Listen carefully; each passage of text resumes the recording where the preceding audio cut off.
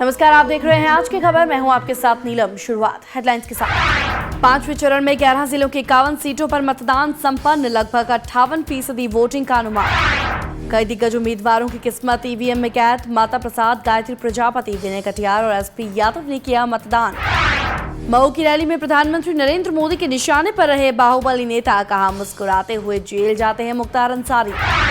छठे चरण के प्रचार में नेताओं की चुनावी रैलियां तेज। अखिलेश, राहुल, माया और अमित शाह ने किया वार पलटवार। और बाहुबली मुख्तार अंसारी और अमन मनी को बड़ा झटका। दिल्ली और इलाहाबाद हाईकोर्ट ने चुनाव के लिए पैरोल देने से किया इनकार। तो आज की सबसे बड़ी खबर के साथ शुरुआत करते हैं। आपको बता दें, आज की सबसे बड़ी खबर रही उत्तर प्रदेश विधानसभा चुनाव का 5वें चरण का मतदान।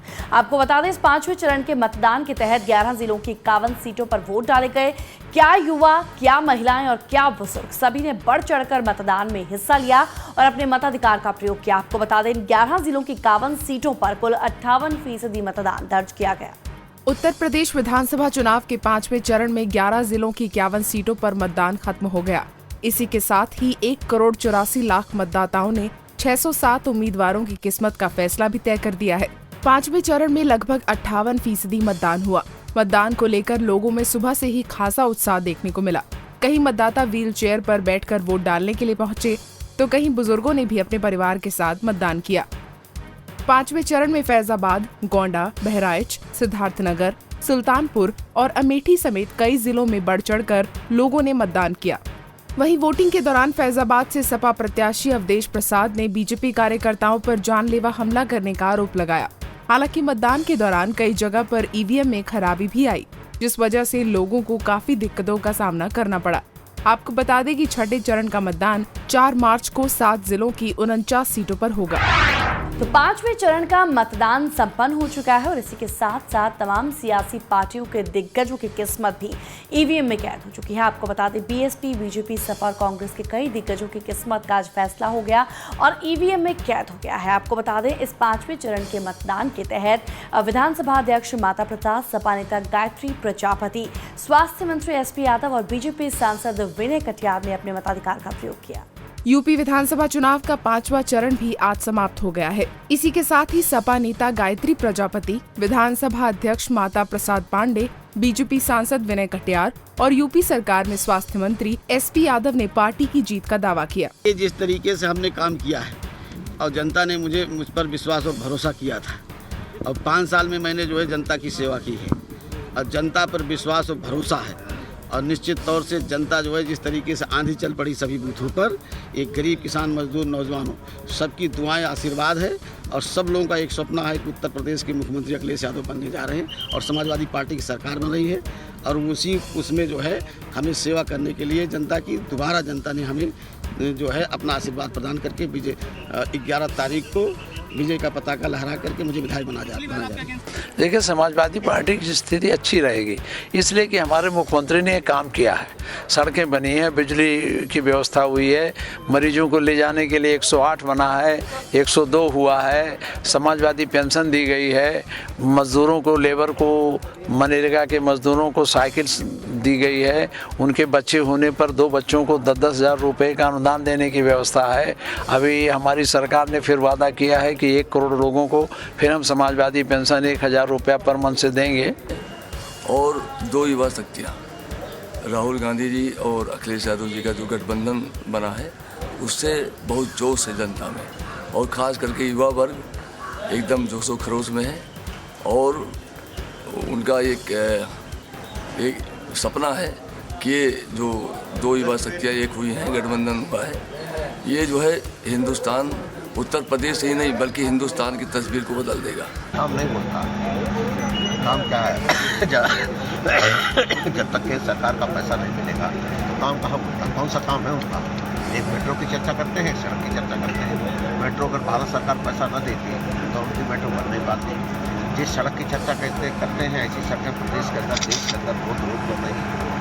इसलिए ये तो सब बेकार की बात है, काम होता नहीं। अगर राम मंदिर मुद्दे को लेकर बात की जाए, क्या इस बार भाजपा की सरकार बनेगी तो राम मंदिर मुद्दा जो है होगा या बनेगा, क्या कहते हैं आप? देखते चलो, सरकार पहले बन जाएगी तो राम मंदिर भी बन जाएगा, चिंता मत। तो छठे चरण के मतदान के तहत चुनाव प्रचार अपने चरम पर है। तमाम सियासी पार्टियों के दिग्गजों ने चुनाव प्रचार के लिए अपनी पूरी ताकत झोंक दी है। इसी कड़ी में अगर बात करें तो प्रधानमंत्री नरेंद्र मोदी भी मऊ में चुनावी रैली को संबोधित करने के लिए पहुंचे थे। तो चुनावी जनसभा को संबोधित करते हुए प्रधानमंत्री नरेंद्र मोदी ने केंद्र सरकार के कामों का बखान किया। इसी के साथ साथ इस बार प्रधानमंत्री नरेंद्र मोदी के निशाने पर बाहुबली रहे। उन्होंने कहा कि मुख्तार अंसारी मुस्कुराते हुए जेल जाते हैं और वहीं से अपनी गैंग चलाते हैं। यूं तो प्रधानमंत्री नरेंद्र मोदी अपनी हर एक रैली में विरोधियों पर जमकर निशाना साधते हैं, लेकिन पीएम मोदी ने मऊ रैली के दौरान बाहुबली नेताओं को ही अपने निशाने पर ले लिया। पीएम ने बसपा में शामिल हुए मुख्तार को आड़े हाथों लेते हुए कई सवाल उठाए। साथ ही अखिलेश यादव पर एक बार फिर से उन्होंने कई तंज कसे। यहाँ कोई भी बाहुबली जेल जाता है तो मुस्कुराता हुआ जाता है, ऐसा क्यों भाई? यहाँ जेल गुनाहित कामों करने के लिए, गैर कानूनी गतिविधि करने के लिए, अंदर बैठ करके बाहर अपनी गैंग से भयंकर कांड कराने के लिए जेल उनके लिए महल होता है। अभी कुछ दिन पहले बोल दिए तो गधे वाली बातों में मजाक न कर।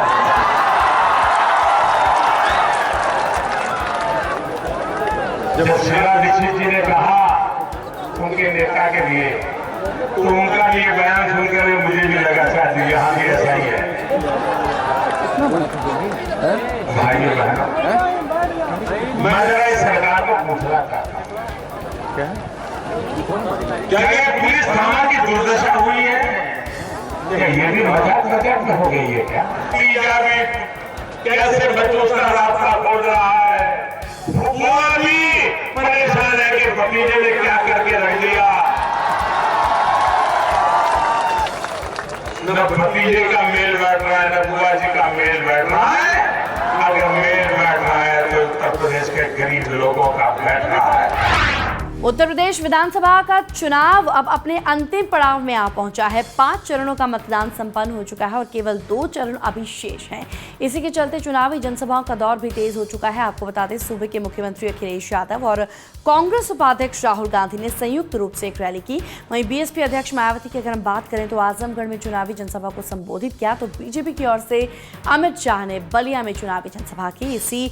इन जनसभाओं में आपको हम बता दें, एक दूसरे पर खूब निशाने साधे और वार पलटवार किया गया। यूपी चुनाव का हर एक चरण बीतते ही नेताओं की चुनावी रैलियां भी तेज होती जा रही हैं। 5वें चरण के मतदान के बीच अखिलेश यादव, राहुल गांधी, मायावती और अमित शाह ने जनता के सामने वादों का पिटारा खोलते हुए एक दूसरे पर जमकर हमला बोला। ये जो बिजली वाली बात कह रहे थे, ये सुना है बाबा बिजली वाली बात कह रहे थे हमसे।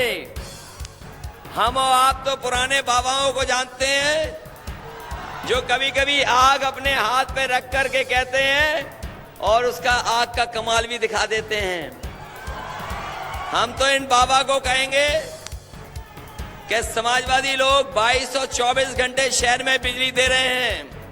अगर आपको लग रहा है कि कहीं बिजली नहीं आ रही है तो कोई भी अपने आश्रम के बगल वाला तार पकड़ लेना, आपको पता लग जाएगा कि बिजली आ रही है कि नहीं आ रही है। 2014 में जैसे बॉलीवुड की पिक्चर बनती है ना, उसमें डायरेक्टर होता है, एक्टर होता है, एक्ट्रेस होती है, प्रोड्यूसर होता है, कैमरामैन होता है। देखा होगा आपने, शूटिंग होती है तो सब 5-6 चीजें होती हैं। मोदी जी ने पिक्चर बनाई, उसमें एक्टर भी मोदी, डायरेक्टर भी मोदी, प्रोड्यूसर भी मोदी, कैमरामैन भी मोदी, एक्ट्रेस भी मोदी, कैमरा भी मोदी। कौन सी पिक्चर बनाई? दिल वाले दुल्हनिया ले जाएंगे। अमित शाह ने अपनी चुनावी जनसभा में जो अपने विरोधियों को कसाब की अर्थात आतंकियों की संज्ञा दी है, तो वह अति शर्मनाक के साथ होने के साथ साथ इनकी खुद की रही घटिया सोच को ही काफी कुछ दर्शाता है। जबकि इनके बारे में सच्चाई यही है कि आज अपने देश में अमित शाह से बड़ा यहाँ कोई और भी कसाब अर्थात आतंकी नहीं हो सकता। कि अखिलेश सरकार विकास नहीं कर सकती। और अभी तो क्या है, हम तो एक से ही परेशान थे, एक से परेशान थे या नहीं थे बताओ भाई, हैं? अब दो हो गए हैं। दो साजादे अरोध देखते हैं ना आप, देखते हैं या नहीं देखते हैं? ये दो साजादे कैसे है बताओ आपको। एक से अपनी माँ परेशान है और दूसरे से अपना बाप परेशान है, और उत्तर प्रदेश दोनों से परेशान है। मित्रों, ये दो साजादे उत्तर प्रदेश का बुरा यूपी विधानसभा चुनावों के बीच में ही दिल्ली और इलाहाबाद हाईकोर्ट ने आरोपी नेताओं के चुनाव प्रचार पर रोक लगा दी है। इसी के साथ साथ आपको बताते बाहुबली नेता मुख्तार अंसारी और अपनी पत्नी के हत्या के आरोप में जेल में बंद अमन मणि त्रिपाठी को चुनाव प्रचार के लिए पैरोल देने से इनकार कर दिया है। पूर्वांचल के बाहुबली नेता और हाल ही में बसपा में शामिल हुए मुख्तार अंसारी को दिल्ली हाईकोर्ट ने तगड़ा झटका दिया है। दिल्ली हाईकोर्ट ने चुनाव प्रचार के लिए ट्रायल कोर्ट से मिले 15 दिन के पैरोल को रद्द कर दिया है। कोर्ट ने चुनाव आयोग की याचिका पर यह फैसला सुनाया है। आपको बता दें कि बाहुबली मुख्तार अंसारी मऊ से 4 बार निर्दलीय विधायक रहे हैं और हर बार जेल से ही चुनाव लड़ते हुए जीतते आए हैं।